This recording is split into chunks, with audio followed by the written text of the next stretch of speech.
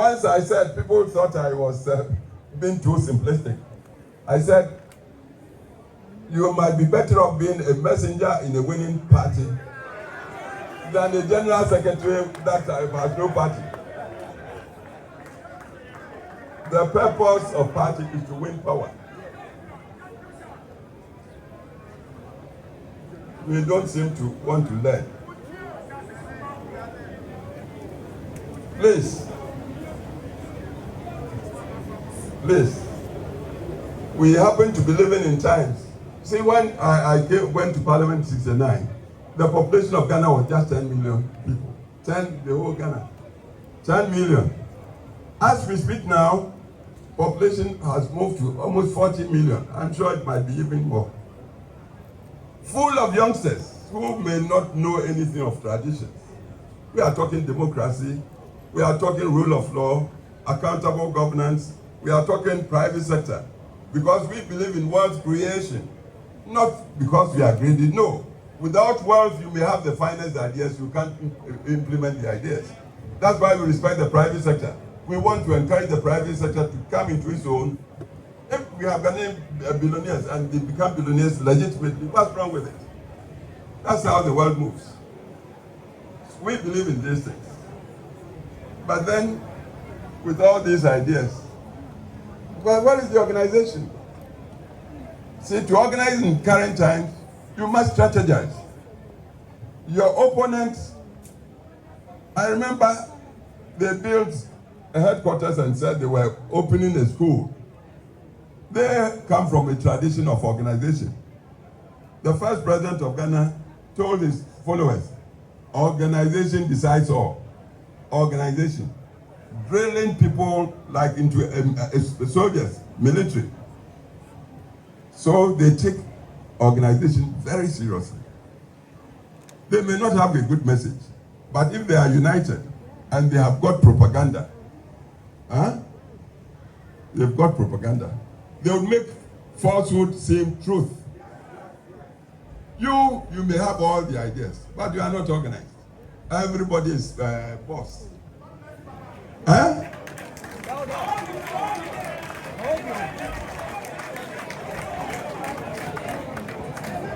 All the good things we've done in the service of our country, we are not even able to tell people, advocate and propagate and espouse. We did this and this, and because not to boast, but these days, because of the pressures of life, people don't have long attention span. So if you are not making your points, digital times, sharp for people to get their imagination, they take you don't have a message. A party like ours, we don't have, seriously, central think tank. A think tank should work so objectively that even hard truths would be told to itself. It might not be palatable, but if the truth, know it. Because it's only when you know it, you can begin to solve the problem. We don't have, with all our intelligence and high qualifications, we seem to be afraid of critical analysis. We don't want to face the real truth. You see, the other thing with us, we may be brothers or friends, but I think I get the feeling that you've taken me for a ride. You've cheated me. I tell you, next time around you call me, I may not come. This is another thing we must admit. We are democratic. We uphold common humanity. So, and democracy really doesn't go in for tribe or religion or gender. It's the individual. One man, one vote. And if we want power, we want to present a person who would be convincing to the generality of the electorate. Can this man we are presenting help solve problems for the community at large, so the benefit spreads across the board for all? We look at that this way. If we tell the truth to ourselves, we may see that the way we've been brushed by our opponents from way back. Oh, you are a tribal party. Oh, these days we are including even religion. You do that, and it comes from our mouths, then I tell you, we are perpetuating.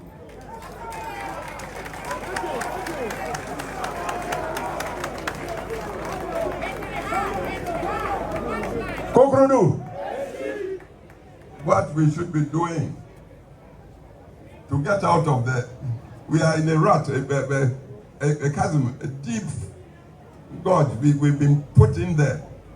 If we do not change our minds and do not think critically, and then seek solutions through hard thinking, I'm telling you, touch wood, look, we wouldn't be the first party that went out of operation. I can't mention names, but a party that used to be like the only party around. Where is it now? Where is it now? Do we want to go that way? No. Then please, let's be self-critical. Let's be self-critical. Huh? And when we face the hard facts and we are strategizing, taking into account the positives and negatives, knowing ourselves, and then knowing our opponents, and then knowing the terrain, the people, the general people of Ghana, not taking them for granted, because as I said, the electoral history should show an electorate that can change its vote within 4 years, like we experienced from 2016 to 2020, and then from 2020 to 2020, knows what it's about. Most of the electorate now, they are on campuses, university campuses. Places that used to be our readouts, our citadels, Legon, and how did we fare in Legon last election? Even with our own children there. Please, so we have serious homework. The ancient wise people, they said, make haste slowly. Make haste slowly. Don't rush, don't stampede, thinking that is the way to find solutions. No, we are dealing with all due respect. Thank you. Very wise electorate. And then, as I said, you may be my brother. If I feel you've dribbled me or tricked me to get to some point, and then you get there, you turn around to me, oh, come and support me. I may bow, oh yeah, but seriously, I may deceive you. I may not come. Fair play should be the order of the day with us. We are democratic, we believe in justice. Our motto is freedom, development in freedom. And we want to feel like everybody is getting counted. So please, let's go back to the drawing board. Look at ourselves critically. Look at our opponents. Look at Ghana generally. Because the whole idea is you get the party to ask for power from Ghana, the people of Ghana, with the promise you're going to serve Ghana. If you forfeit the trust, you forfeit the trust, the people will show you. People talk monetization. Monetization, everybody is angry. There's so much unemployment. We tend to know people. Today you get to some position and then you manage to get some money. When it comes to vote, you want to come and give me money. Oh, go and vote for me. Well, because I'm angry, I may take. But in my mind's eye, this guy I used to know, we used to share cocoa or something together. Now he is coming to buy me to go there so he will continue to enjoy, and me, I won't even have access to him. So they'll chop your money, then they go and vote against you. Then you turn around to blame them. You must blame yourself. When it happens like that, we must blame ourselves.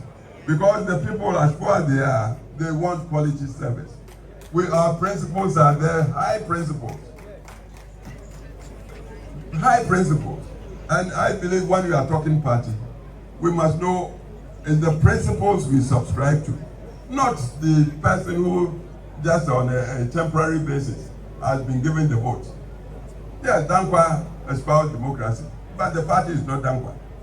Buzia, the party is not Buzia. Kuffour got the chance. Kuffour is not the party, not a Kuffour, not any one man. It's the principle, the undying principle. And if we will all be true to the principle, then I tell you, our party is the party of now and the future. Ghana will continue to support us, but we must be true to the principle. So when Mrs. Dihia came to see me, inviting me to come to this, first I said, oh, me old man, you people, young people, it's your turn. I thought again, I said, I had some other engagements. So I'll rush here and give you my peace of mind and appeal to you. Appeal to you.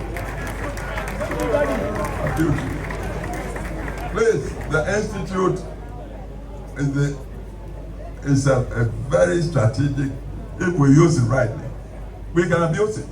But if we are going to be true to ourselves, this must be the institute where we enshrine the ageless principles that we believe constitutes our tradition. Democracy, rule of law, respect for private sector, freedom of thought and expression and association and of choice. Private sector, when Dankwa talked of property owning, Dankwa was a poor man. I don't believe he himself even built up. But he saw the necessity to create prosperous economies so the young would be well served. You want to do free education, you must have strong economy. You want to do national health insurance, you must have strong. The employment must be there to give hope to the young people. That's what Dankwa was talking about. These are our principles. And I say, I don't think any normal human being would be against these principles. This is our thing. This is our tradition. So please, young people, I hear within the next 10 years or so, you might constitute about 60% of Ghana's population. It means the power is with you. Don't want free chops. There's nothing like free chop. Resolve to work. But work. Trusting in yourself, in your self-respect. Let your brain, then you have got plenty of it, work. Try to tell right from wrong. Try to see the feasible, the person that will come and talk feasibility and show you, work with him. Whether he's your brother or a tribesman or church person or whatever religion. See, work for solutions, pragmatism. Solutions. Our party has suffered a lot because our opponents, with their powerful organization and propaganda, have succeeded in making many parts of Ghana think our party is tribally based. Are you getting me? Yes. If we are not careful, we may be pushed out of the arena electorally. So please, let's be objective with ourselves. Let's talk principles. Let's look, the Rocha, who was General Secretary 69, became chairman in the 90s. One statement he made, and I never forget. He said, that we are in a party does not mean we are friends. That we are in a party doesn't mean we are friends. What it means is that we share the vision that this machinery party is the vehicle we need to get power. Earlier you told me that sole purpose of party is to win power. If we want to win power, then let's close ranks. Not as friends, but as people sharing the vision of using the vehicle to win power. See, analogy is, you go to Neoplan Station, you board a bus, VIP. You are going to Kumasi. You buy your ticket, they seat you. The next thing you know, they've brought another person to sit by you. The journey might last 4 or 5 hours. If you don't like the face of the person next to you, you may not even look at him or her. You look at the window for the 4 or 5 hours, But at the back of your mind, you are praying that the bus will take you to your destination, Kumasi. The other person may also not like you, but he or she too would be praying that you get there safely. That's the party. We want power. Let's close rank. Reconciliation, unity.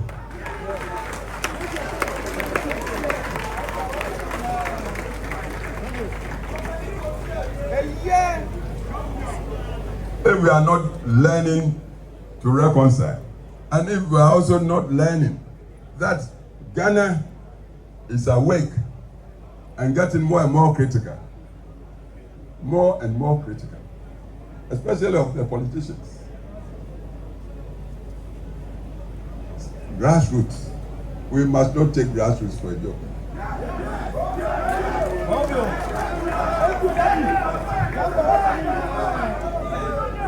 Another quote, and then I will thank you and declare from here that I have launched the institute. Dr. Afrajan, who used to be the electoral commissioner. It was he who said, elections are won at the polling station. I gave you the analogy. I live in my fine bungalow. My children, they are all grown, they've gone. When it comes to voting, perhaps it's just my vote I can go and cast. But the man at the gate, the watchman, has 2-3 wives, got 10 children. If I do not secure his trust and understanding to support me, do you think I can win that election? So grassroots. Let everybody feel counted. And it's not a matter, just a matter of going to dish out money. It's not just dishing out money. Let the people trust that you, when you have chance, you serve the good interest, inclusively of all of us, humanity. That's the central vision, the central belief. We talked down Kwabuzia Dongo.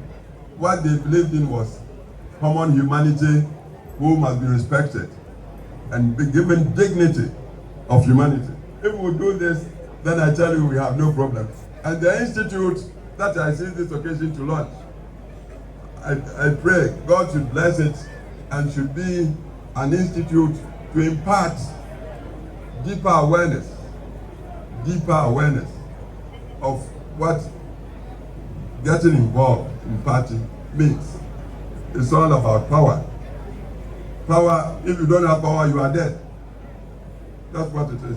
So we must know the nature of power, must learn how do we get everybody in the community to appreciate that we are capable when entrusted with power, to use it to serve the general populace, to make life better and happier for all of us as humans. This is what the Institute should be about. So I bless the Institute and I use this occasion to launch it. God bless all of you. Thank you. Conclude.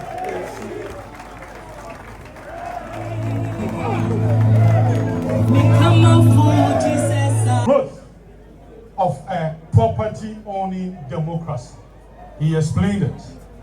In this land and with the right to life, freedom and justice as the principles to which the government and the laws of the land should be dedicated. His Excellency exchanging pleasantries with His Excellency the former Vice President and party leadership, with Madame Rita Talata Sobaye, the General Secretary also exchanging pleasantries with His Excellency the former National Chairman Freddie Blay, also in a beautiful tete-a-tete with us, and the former National Organizer, former Director of Operations Office of the President, Lord Oblete Komi, also in a beautiful exchange of pleasantries.